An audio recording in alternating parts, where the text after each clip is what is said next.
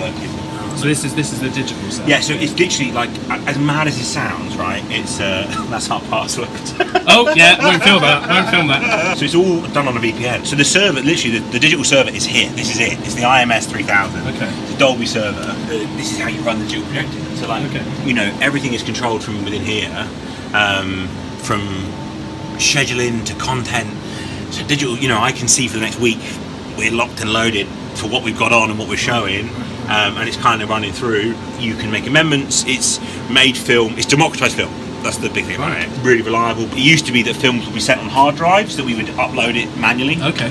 Now they're sent digitally. So we literally we log in, we check our like Landsat area.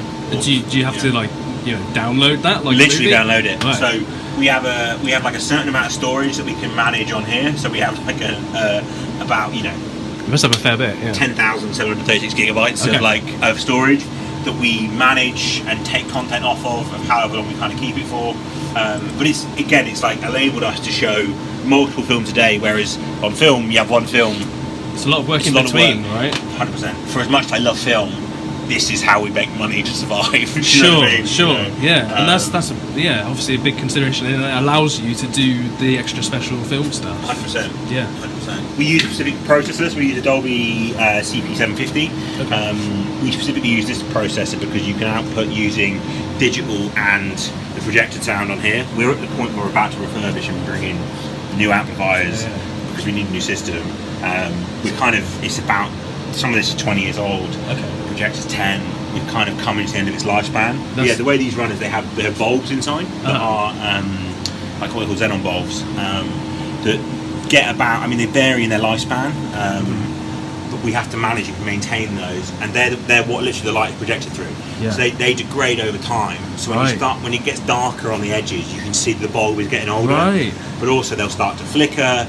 And you'll start seeing it, you know, often if you just come to cinema regularly, you probably won't notice it. Right. But you can tell a massive difference. You put a brand new bulb in, just how much brighter it is, how cleaner the picture is. This one tends to, because we'll power it all day, chew through bulbs. But they're about 400 quid, depending on what you buy. Okay. And we will replace them, you know, if you're in a mainstream cinema, you're replacing them every kind of probably 3 to 5 months. Wow. We'll get 6 months out of it because we show it a bit less and we have off days and stuff we're not doing. But they're a hell of a machine. Is there much maintenance with these?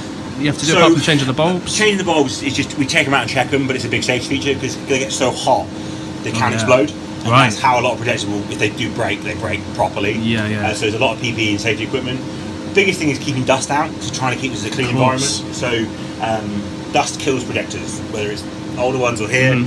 These haven't been cleaned for this week. I can see because the dust on top and it's annoying me. But the biggest maintenance we do is like make sure the lamp hours, make sure the screens are accurate as it can be. We're kind of like running stuff through, but it's also we have a company called Omnex who are projection professionalists who provide our support. So because it's all digital, a lot of the time they can dial in from anywhere and say this is the problem. And then they can diagnose issues for us and kind of catch stuff before it even becomes an issue. We pay them a contract and they're worth every single penny. They are awesome.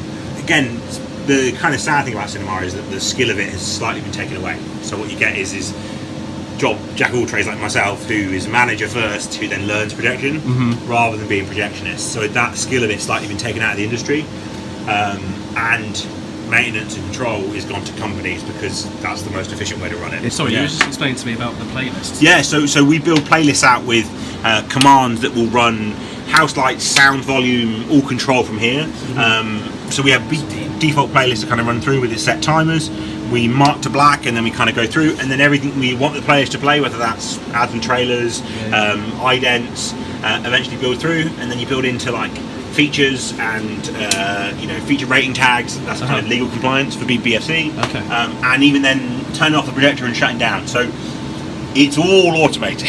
It's kind of a bit of a peek behind the curtain of it, but like, so we build playlists, we put them in a scheduler, and then it does what we ask you to do. That's an important. You're making an experience for people. Right? Yeah. And the house light's going down at the right moment. Yeah. Like, whenever you're at a gig or you're at the cinema, it's a good moment, 100%, right? 100%. So it's important to put those house lights down at the right 100%. moment. and you know, making sure we're editing stuff correctly and just building to that feeling of excitement that you're in the auditorium. There's a real theatre to the cinema. 100%. And so the company here are really passionate about. We have these beautiful red curtains, and we do a traditional presentation, which is to start with curtains closed. We open with the ads and trailers. We close them before the ads and trailers, and then we project the title card onto the curtains, and then we open the curtains on the title card. So it's as a kind of a nod to a traditional cinema. Sure. So, and that's a big thing that's been driven in here through the chairman down. That actually, like, that's really important to us, and presentations are really important to us. So all of our we have a 30-minute lead time. We try and give people enough time to kind of get that down, but it's all about making sure that everything is as perfect as it can be. That's something that the average person might miss, but it's preserved from the 100% undervalued by most people, but the people that care about it really matters. Yeah. So that's our. So I'll show you. So we have lights, the tabs, the curtains down the side there that are that illuminate, and then take the house lights down. So we illuminate the curtains, and then that looks great. So we do that on every single production we put in. So it's there's something that just gives you a little shot of adrenaline. Yeah, man, I love it. I don't know what it is, but yeah. Let's go. This is something's about to happen. It's a big moment. There you go. Look at that. I mean, you're absolutely right. The presentation is incredible, and that's really, really important to people. At that moment, you're not thinking about the outside world, are you? No, it's a completely immersive experience, and it's back to normal.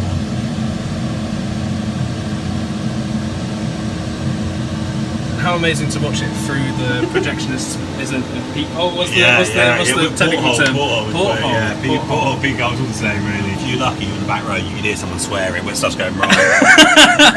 What's going on?